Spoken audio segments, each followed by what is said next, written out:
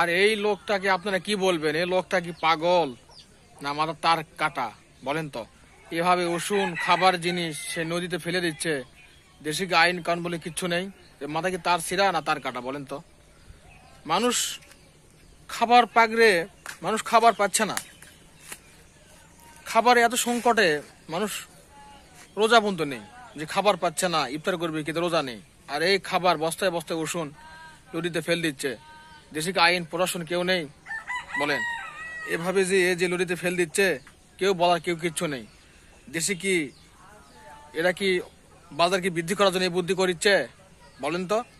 তো সবাইকে সচেতন হতে হবে, এরকম যেন কারু করার অধিকার না পায় বাংলাদেশে। সে খাবার চাইলে নষ্ট করতে পারবে না। সে খাবার যদি এতই যদি তার ঘৃণা, সে অন্য একজনকে দান করতে পারত। তো এভাবে খাবার নষ্ট করা যাবে না। এই দেশে কি সংকট করতেছে, মানুষ রোজা, মানুষ খাবার পাকে মানুষ রোজা থাকতে পারতেছে না, ইফতার করতে পারতেছে না, কি দিয়ে রোজা করবে?